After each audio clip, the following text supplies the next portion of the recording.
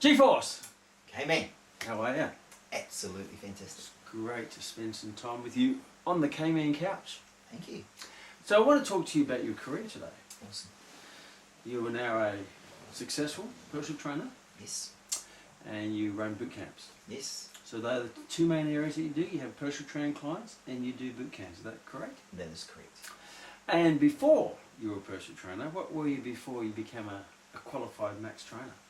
I did various careers. I've been a chef for over 10 years. Yeah. So a qualified chef in the Navy as well. So you were a chef in the Navy? Yes, and before the Navy as well. Oh. So done about 10 years in catering and hospitality. And that was in the early years, the early years. young G-Force. Yes. The correct name is Grant. Yes. Right? But since you become a trainer, you just become the G-Force because you share the force with your client. So you're chef in the Navy, Yes. and then what happened? Then I went into primary training for primary school. And did that for over 6 years in terms of training and being in schools and things like that. So you're a primary school teacher? Yes. Wow, that's a very responsible position to have, looking Yes. after the future of the country and the world. Yes. Wow, so what made you want to get into the fitness profession? What was the transition there? I always wanted to be in fitness, right from an early age. Okay. But a little bit afraid of not being able to do tertiary education when I was in my early years in school, so I stayed away from it. But always loved teaching in any way, shape and form. Well, you did tertiary education to become a school teacher. Yes. So you didn't apply to fitness, you went into school teaching. From encouragement of other people that said I should be a teacher. And then after being in it for over 10 years, realised that that wasn't the best fit for me. Yeah. Even did early childhood as well, kindergarten. Teaching wasn't the best fit, and then I finally took the plunge and came and saw you guys. So what made you take that plunge and what made you choose Max? Well, at the time I knew that the profession I was in was not what I wanted to do for the rest of my life. Yep. And I had thought about the whole idea of fitness, so I got online and actually found a boot camp, and I wanted to find out how you train someone super fit and someone not so fit all in one group. And so I turned up to Fitness Evolve and had a crack, and long story short was that how I got into there, and then from there to become qualified and have my own franchise. So you participated as a client in a bootcamp? Yes. Fitness Evolve, and then you seek to get qualified from that? Yes. And what are the reasons why you picked Max? Well, when I looked around and I looked at different providers, I looked at Max, and something about Max just drew me here. Professionalism, the way they dress, the fact that you couldn't just throw some money and end up in the program, that drew me to it as well. I've always wanted to raise my standards, set the bar high in my own life, even though there's been challenges, but that drew me to the program as well. Like, something about Max was so different that it was like, well, I want to be part of that. Okay. Yeah. And you went through the Max program? Yes. And what are some of the things you enjoyed about actually participating in the Max program? Well, some of the things I really loved were the workshops, the practicals, so I'm a very practical learner, kinesthetic learner. So, but I really enjoyed having the online lessons to go over, to re-look at, to see the practical stuff on the online lessons was very helpful as well. And just being able to have other people, I've met other Max students and been involved in their businesses, not in terms of working with them, but just met other people, and just that whole family feel to Max is really neat. Well, we're talking the family. We're at my house today. We've got Max students on the deck with Rory, and here we are like a family, all helping each other achieve our goals. Yes. So you did the program, and you went out, and your ambition. What was the goal of the program when you get out and start being a practitioner as a fitness professional? So my goal was to become successful in my bootcamp. As a franchise. Okay, so tell us about your bootcamp now. How's that going? So Fitness Evolve, which I'm a franchisee of, under Danny Katola. That's gone reasonably well over the last year and a half. I've had some challenges with the good old drop-off period with people, sickness, illness, that kind of stuff. But besides that, the relationship building, the family, the people, the lives we've affected, even the ones that have come and gone, and have come back and said to me, hey, I'm still training, but thank you for getting me started. that sort of stuff is really cool. Mm. I've had people, one lady for example, Liz, who just, her children came through one of my children's program the other day, and she said, you know, thank you so much for starting me on my journey 3 years ago. And she's lost 30 kilos in that time, not just from me, but that was the ball rolling, and her children came along to one of my children's program and thoroughly enjoyed it, and she just said, thank you so much that you got me started. So hearing stories like that, even though my boot camp wouldn't be one of the most highest in numbers in terms of turnover, some of the lives were affected, and the stories and testimonies come back have been really, well, to me, is worth it. So, but you're not a school teacher anymore? No. So you're doing this full time? Yes. So you're, I would say that you're doing what you love full time as a career would be very successful. Yes. And obviously, a business that can always become more successful, more people, more numbers. But at the moment, the numbers are there for you to be able to do this as a full time career. So what do you enjoy about doing it as a full time career? What I really love is that when I get up in the morning, I want to get up and I want to go and do what I love to do, rather than getting up to go, oh, alarm's gone off, oh, do I really? And then You have to go to work. Yeah, it'll work scenario. And is that how it was when you were at the as a school teacher? Yes, because there was so much to do, and it wasn't my strength. My strength was the face-to-face, getting in there, being the role model, male to children and stuff. So what would be a typical day for you now? Typical day, wake up 4:30. 4:30. Because you want to, not because you have to. Yes. Most days it's 4:30. Yeah. And in that first half an hour, I'm preparing my body so I feel completely ready for the session to give my 100%. Yeah. So fueling my body really well. Yeah. And just getting in the zone, getting focused. I'd leave the house about 5:15 in the morning to get there a good half hour before the clients will arrive. Yeah. Get everything set up, welcoming them in. Just have some clients who sort of come in rubbing their eyes and they're like, you look like you've been up all night, Grant, because you're so wide awake. But it's just all about preparation, and then once boot camp is done, I spend morning time with my wife and my son. Yeah. And breakfast and have our, do what we do as a family, which I really love. And you couldn't do that before? No, it would be get up, rush out the door, you get the job. Yeah, 3 minutes, sort of no really quality time, which is what I really wanted. And the morning is better for, I think, our whole family, and it's something I really enjoy. Then I'm taking on a new role in a new gym starting this WOW Day. Yeah.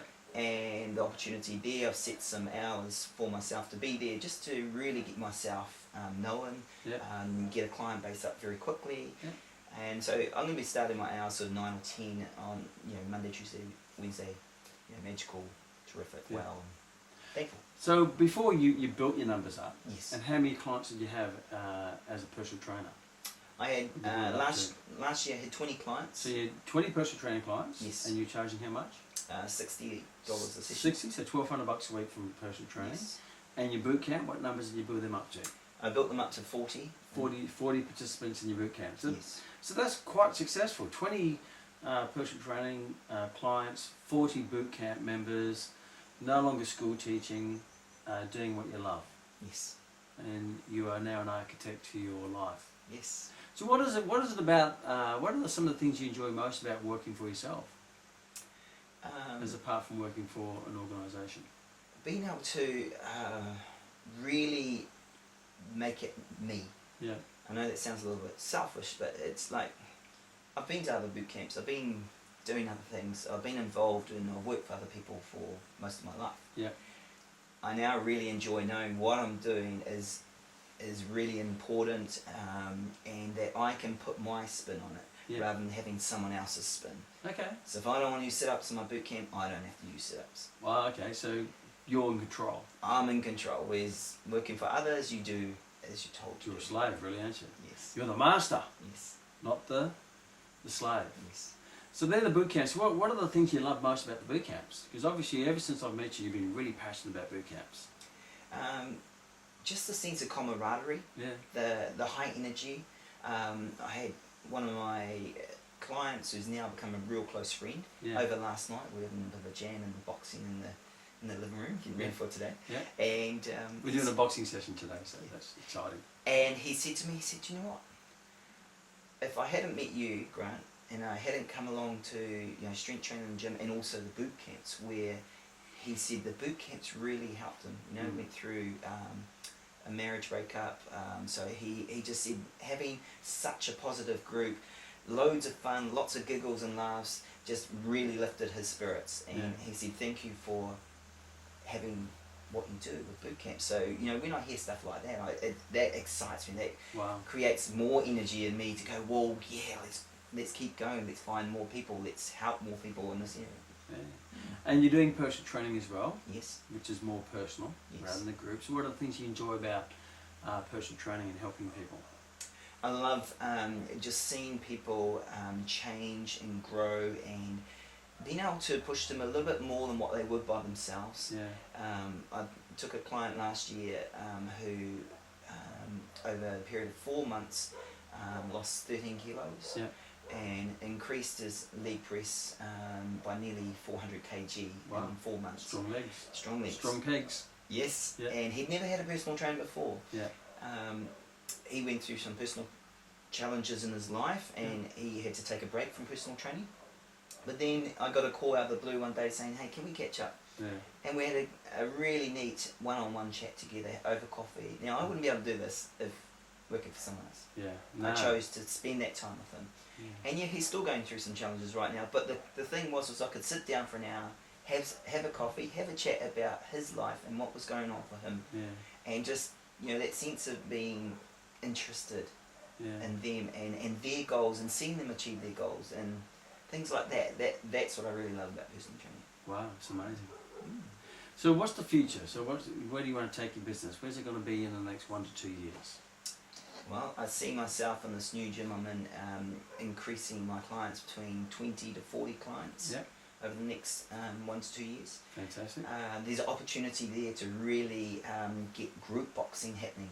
Yeah. And so I'm really excited about that. Okay, that's a new thing you've been working on, your boxing skills? Yes. Mm-hmm. And also in a group environment, boxer size where you don't need tons of equipment to do it. That excites me. It excites me to... I talked to the owner of the gym, and he said that the best area at the moment he sees is the area of people just wanting to be fit, healthy and strong, lose some weight. That's the biggest area out there. And so he said boxing is a great way. A lot of people love boxing. So I'm really excited about that avenue. My boot camp, I continue to grow numbers. I'd love to see it 60 plus. Yep. And that will come down to marketing skills and getting out there and getting known and being around. I've been around for 3 years now. I've had return clients come back and redo boot camp. Yep. So, people have told me you stay in the game. After a while, people just know you're there and they come along. You become the local identity. Well, that sounds very exciting. So, you talked about boxing. You've just done the Box Max program. Yes. Right. So, how did you enjoy that? Loved it. Yeah. Absolutely loved it. It was such a range, diversity of so many things to whet the appetite to go, oh hey, this is different, that's different. And for me that was really interesting because I've been using the Max boxing system for warm-ups for a good 1.5 years now and got very good at that. Yep. But just wanted to go that next level to, hey, what can I do, combinations, how can I take a group of people through a boxing workout where they're safe, where they get a great workout, where, that type of thing. Yeah.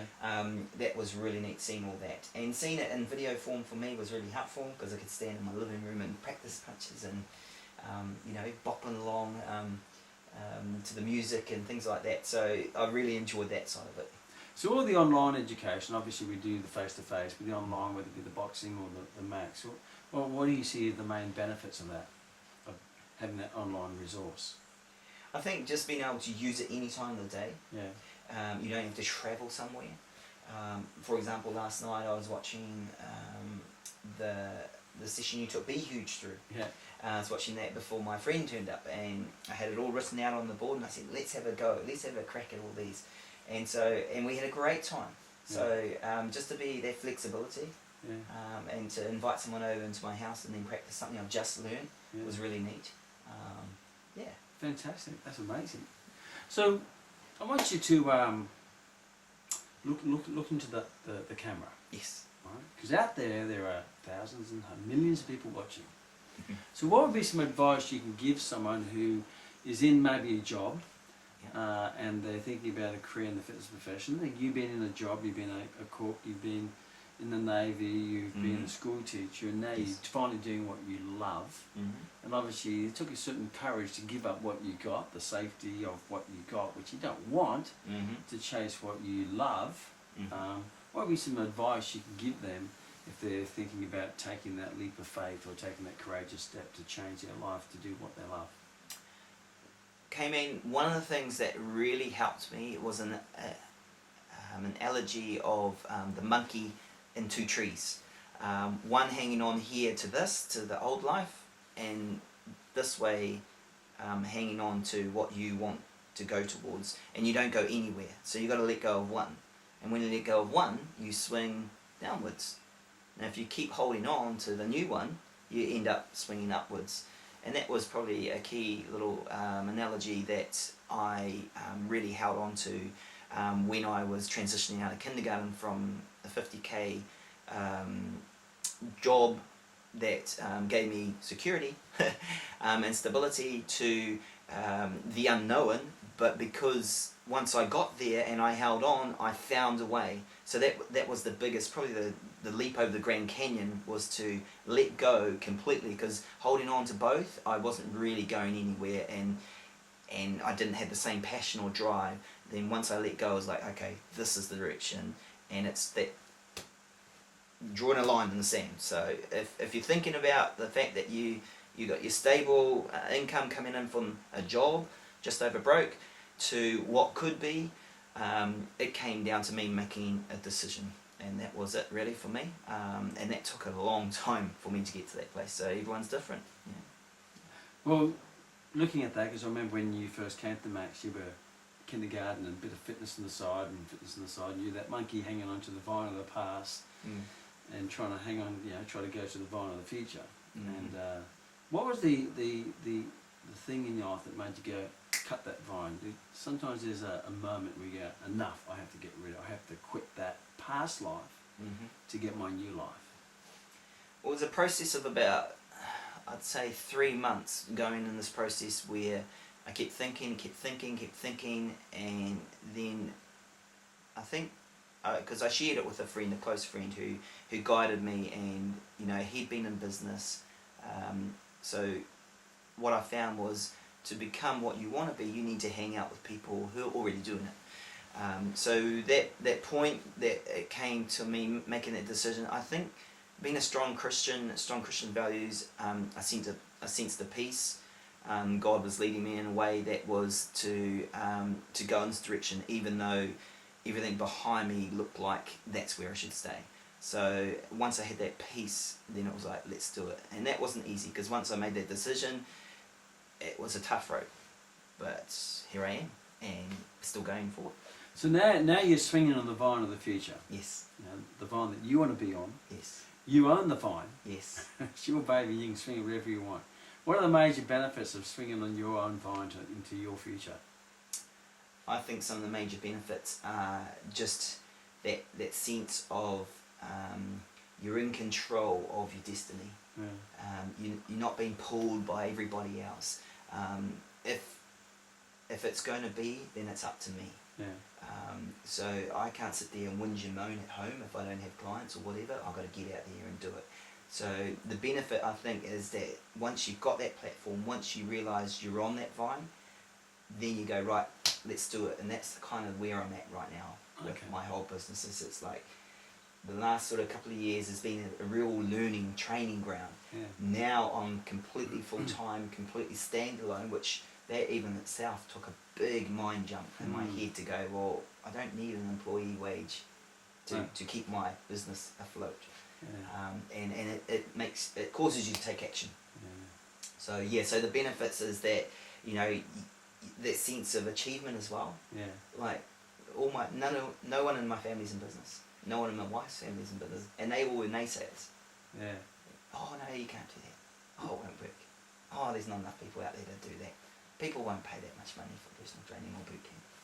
And so and that kind of spurs me on as well. It's like a sense of achievement. Well, hey, I'm doing it. I'm now in full-time business. So how do you handle the naysayers, and what advice would you give to people who are watching, who probably have naysayers in their life saying, oh, that won't work, there's too many personal trainers out there, there's no future for you, stay where you're at, it's nice and secure, be happy with what you got rather than chasing what you want. What would be, how do you handle the naysayers, and what would be some advice you give to other people how to handle the naysayers? The naysayers who say you can't do it. Yeah. Well, it's really challenging when the naysayers are family, because they're the ones you can't get rid of. They're in your life. And they tend to have the strongest opinion about totally. your life. Yes, even though they're not living it. Yes. So one thing I did was I just kind of removed myself out of the relationship, so I wasn't sharing my dreams with them as such, because it got to the point where when I started to share, the naysaying came, and so it actually wasn't helpful. So I was polite, respectful, and just removed myself from spending more time with those particular family members. But you're always going to get people that will come in. You know, I had friends that said to me, hey, you know, this is not going to work. It's going to fall over. And at the end of the day, you can choose your friends. You know, if they're not building you up, they're not helping you to get what you want to achieve in life, then you can politely smile and say thank you for spurring me on to really do what I'm going to do. They don't understand. Yeah. As Frank Sinatra once says, the greatest success is within the greatest revenge, right? The greatest success is revenge. Yes. And you don't do it for the revengeful ways, but sometimes you can always turn a negative into a positive. Yes. Well, thank you so much for sharing. Is there any last words of wisdom from your experience coming from a job now into a career that you love in your control? Any last words of wisdom that you can share with someone who might be watching that needs a little bit of extra advice to say, yes, go and live life according to me, whether it be they want to be a fitness professional or an architect or an astronaut, it doesn't matter. I think really what it boils down to is you got to look deep inside yourself at your core being of who you really are, and being the best version of you, and whatever that is, whether it's personal training, whether it's architect, a doctor, whatever, when you know that you're living for who you've been created to be, then life is going to be so much more happier.